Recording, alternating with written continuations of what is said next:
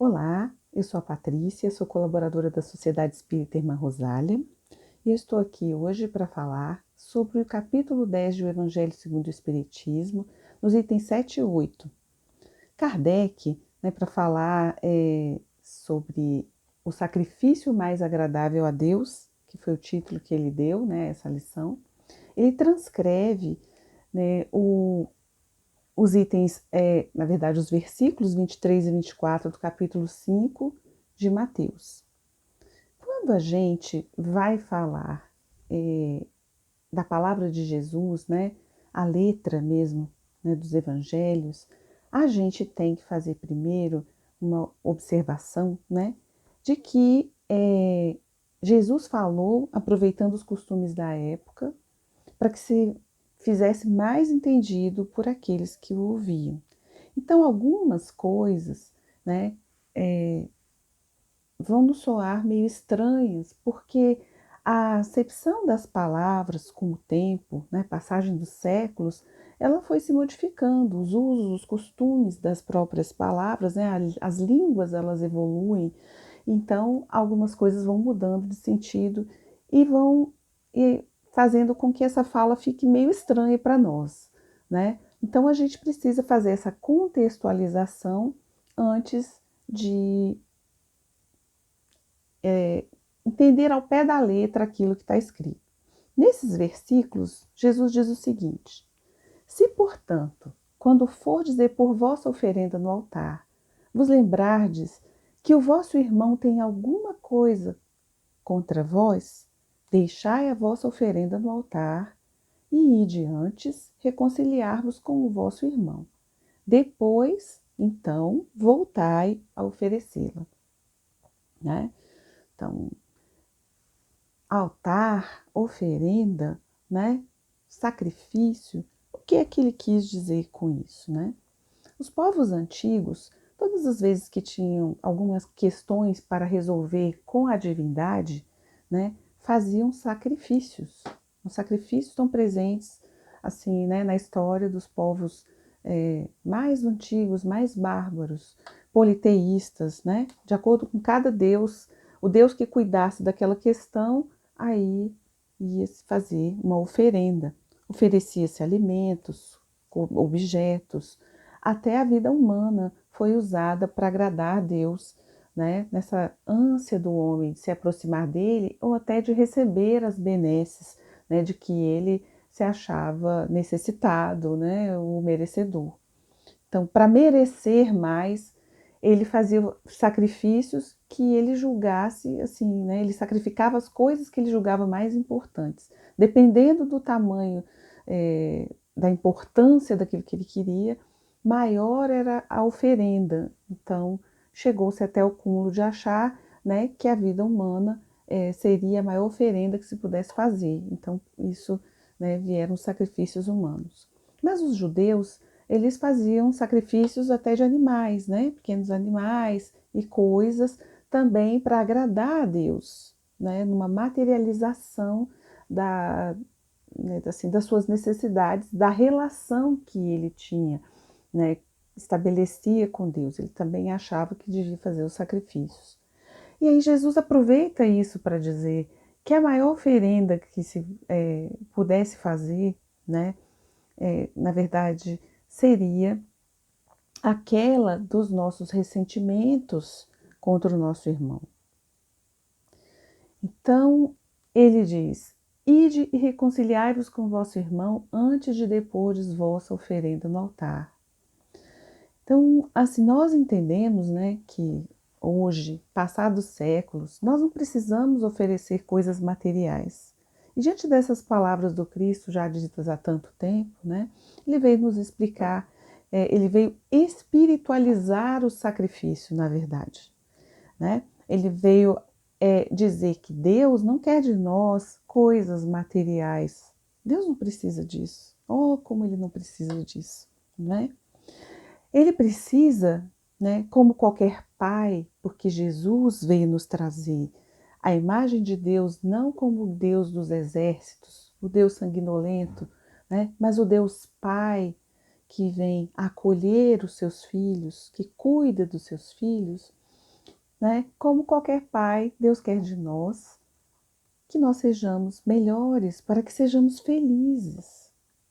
Mas essa felicidade que nos está destinada, né, por Deus, ela virá com a melhora, com a melhoria dos nossos espíritos. Ela virá com a evolução que fizermos, né, com o sacrifício das nossas questões íntimas. O tempo, né, vai nos trazendo essa oportunidade da evolução. E nós vimos, né, vida após vida, como diz a doutrina, no processo das reencarnações, sofrendo, né, para despertarmos, para aprender mais, para sermos melhores. E dentro disso é essencial, né, a questão do perdão. Ela é tão importante que em outra ocasião Jesus falou: perdoai, não 7 vezes, mas 70 vezes 7 vezes. Né? Pedro pergunta a Nosso Senhor: Senhor, quantas vezes perdoarei meu irmão? Sabedor de quão difícil é a relação, né, da gente às vezes com as pessoas. E Jesus fala: perdoarás não 7 vezes, mas 70 vezes 7 vezes. O que significa dizer que perdoarás infinitamente, tantas vezes quantas forem necessárias. Para a gente, né, isso às vezes fica meio assim complicado. A gente, dentro do nosso coração, a gente saber ali, né, lidar com essa questão de, né, perdoar sempre é muito difícil, porque nós ainda vivemos uma situação de orgulho, né, muito complexa. A gente traz aí, né, dos séculos que vimos, né, carregamos assim, o egoísmo muito assim, intenso dentro de nós mesmos, dentro dessa questão do orgulho, né, do egoísmo, a gente vem com uma carga muito pesada, muito difícil da gente deixar. Mas é um exercício que é essencial para a nossa alma, porque só assim nós estaremos mais leves. Quando a gente tem alguma coisa contra o nosso irmão, contra alguém, contra o mundo, né? Nosso campo mental, ele fica envolvido com aquilo pesado, ele fica maculado por esses pensamentos difíceis e as energias que o nosso pensamento cria circulam primeiro no nosso corpo físico, né? Então gera aquela aura, aquela de dificuldade, de peso, de tristezas, depressões, né? Patologias que são do espírito e vem também para o nosso corpo. Então, o perdão é essencial, gente. Não é a coisa mais fácil, mas é a coisa mais necessária. Não só para que a gente tenha uma saúde, né? Um corpo saudável, a mente sã, mas também para que a gente seja capaz de dar voos mais altos na questão da nossa reforma íntima, de nos aproximarmos daquilo que Jesus exemplificou no seu Evangelho de Luz e nos deixou como exemplo. Então é essencial que a gente faça esse esforço, né? Quando Jesus fala, né, para a gente, quando for ao altar, a gente deixar lá a oferenda e nos reconciliarmos com o nosso irmão, ele quer que a gente faça esse processo, né, de melhora íntima. Mas ele entende, como ele entende, naquela sapiência de espírito puro, né, que ele tem, que cada um de nós, a gente está num passo no caminho. E cada um de nós hoje, neste instante, tem uma condição de viver e de entender. E o que ele quer de nós é que naquele momento nós façamos aquilo que temos condições de fazer. No momento seguinte, ou amanhã, certamente teremos mais condições de realizar coisas melhores, mas neste momento ele quer que nós façamos o esforço de vencer a nossa humanidade do momento, para que alcancemos condições melhores, para que alcancemos condições íntimas, né, de maior entendimento. E isso vai nos levar além, né? Ele não vai deixar de nos atender aos pedidos porque sabe que a gente não tem condição de ser agora puros e perfeitos. Ele nos trata como as crianças espirituais que somos, que vamos caminhando para a adolescência do espírito e alcançaremos a maturidade. Então, ele nos atende com aquilo que é o melhor para nós. E ele quer o sacrifício do nosso egoísmo, né? Do nosso orgulho. Ou seja, ele quer o nosso esforço de melhorar. E nos acolhe todos no passo em que estamos. E não vai ser nunca diferente. Mas por isso mesmo é que nos vem a responsabilidade de procurar ser melhores sempre. O máximo que eu puder neste instante, buscar modificarmos-nos ao ponto de melhorar o que podemos neste momento, para que aproveitemos o tempo e essa ajuda que ele sempre nos oferece, por meio da presença dos amigos espirituais que nos acompanham em nossa encarnação e que cuidam de nós em nome dele. Então, a bem de nós mesmos e em respeito ao esforço desses irmãos, né, nos cabe a responsabilidade de buscar melhorar, de dar sempre o passo que pudermos dar hoje, a fim de sermos um pouco melhores, né? A respeito dessa questão do perdão, né, ela é tão importante que nosso irmão Emmanuel, no livro Palavras de Vida Eterna, um livro sensacional. Quem não conhece, busque conhecer. E nos traz várias lições naquela forma, né? Traz um versículo da palavra de Jesus, Novo Testamento, e depois ele discorre sobre aquilo. Então, ele vem no item 62 desse livro, ele nos traz a lição: perdão, remédio santo. E ele vem com o versículo que ele traz é no capítulo 23 do Evangelho de Lucas, o versículo 34, que é: Pai, perdoa-lhes, eles não sabem o que fazem. Essa fala de Jesus que nós tanto conhecemos, né? E que denota a grandeza daquele coração crístico que esteve aqui para nos mostrar o caminho, a verdade, a vida. Aí Emmanuel trata da questão do perdão como remédio santo. Né? Ele fala assim: toda vez que a moléstia te ameaça, recorres necessariamente aos remédios que te liberem da apreensão. Não é isso que a gente faz, né? Toda vez que a gente adoece, a gente quer um remédio para a gente melhorar, a gente não quer continuar doente. Então ele diz que a gente usa agentes calmantes para a dor, sedativos para a ansiedade, ou seja, moléstias do corpo, moléstias do espírito. Ele diz: em suma, em face de qualquer embaraço físico, procuras reabilitar as funções do órgão lesado. É isso que a gente faz, né? Aí ele continua: lembra-te de semelhante impositivo e recorda que há pensamentos enfermiços de queixa e mágoa, de prevenção e antipatia, a te solicitarem adequada medicação para que se te restaure o equilíbrio.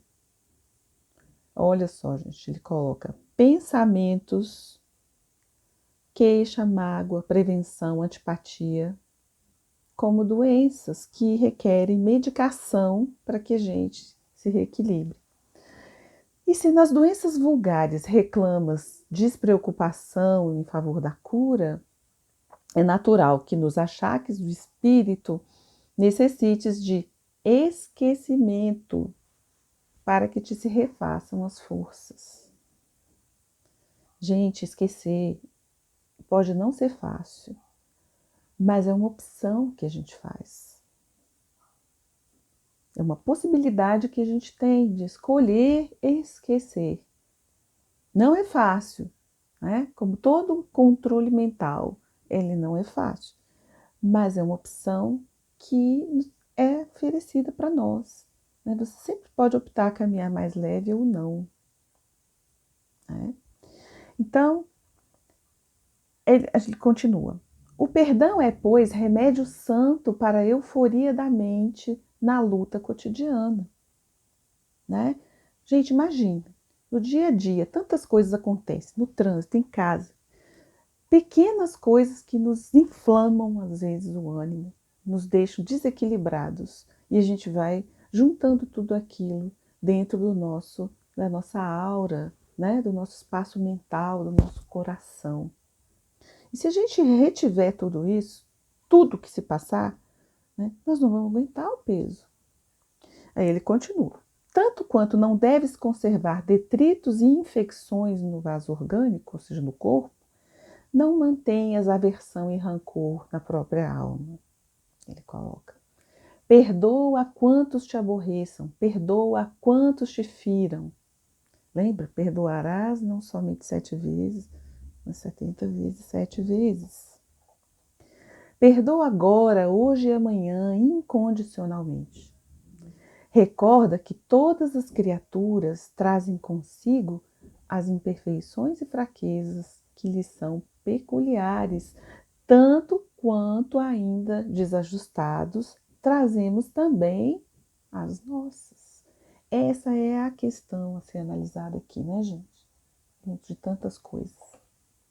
A gente sempre nessa análise do que nos chega do outro, é importante analisar que a gente traz também tantas dificuldades, é preciso pensar naquilo que nós lançamos em direção ao outro.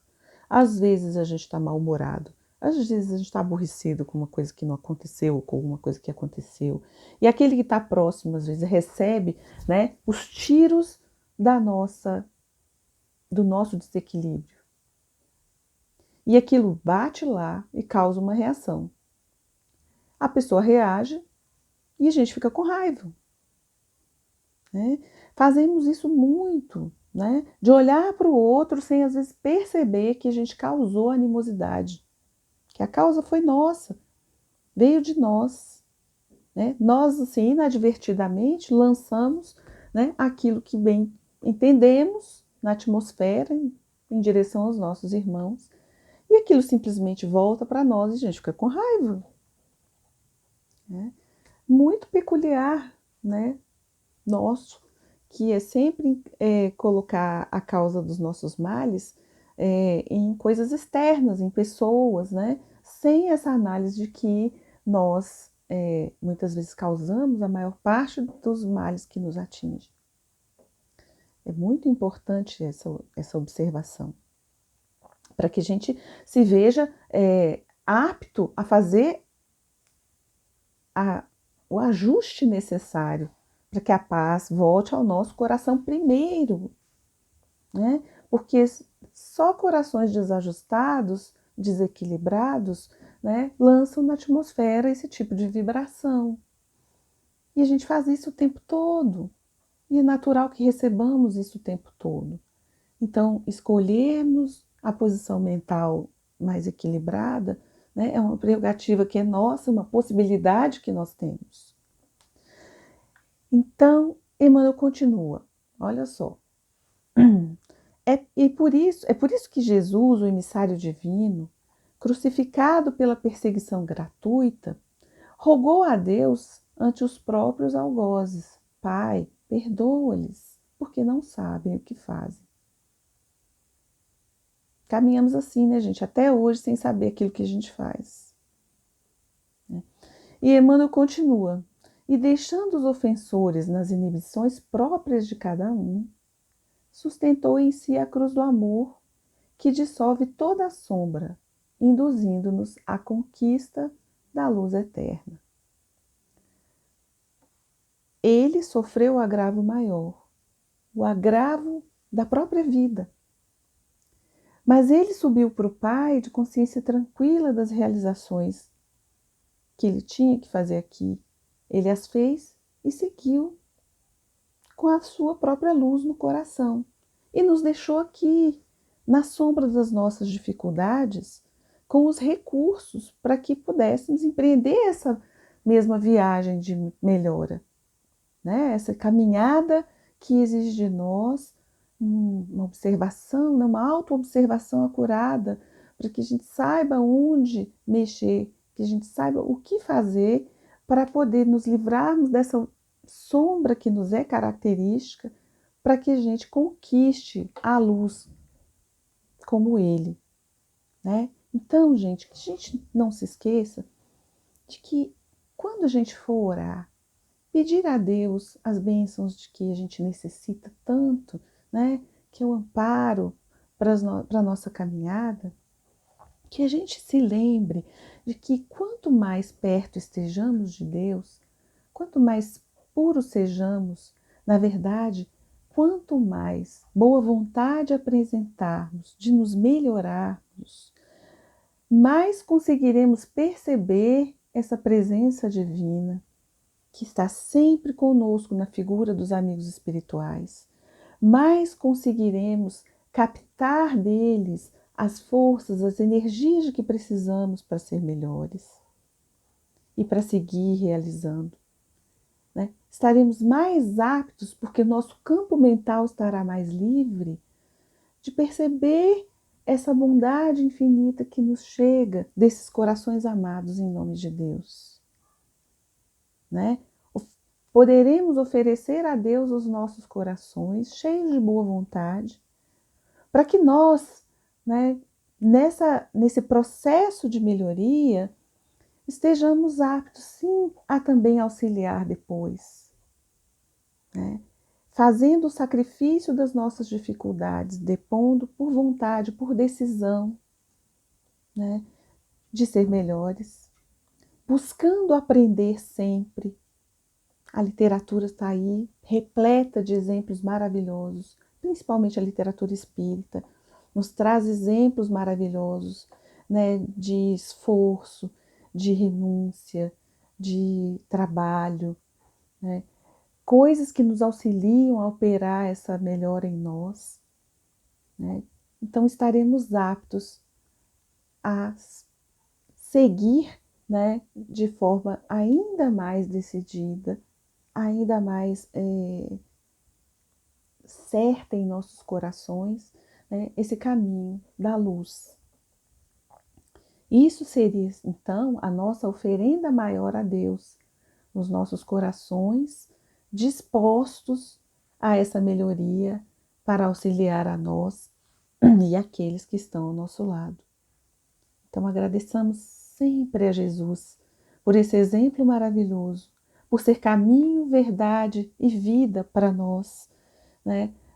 Para que sim, possamos empreender esse caminho, essa caminhada, né? Cheios de boa vontade e sermos pessoas melhores.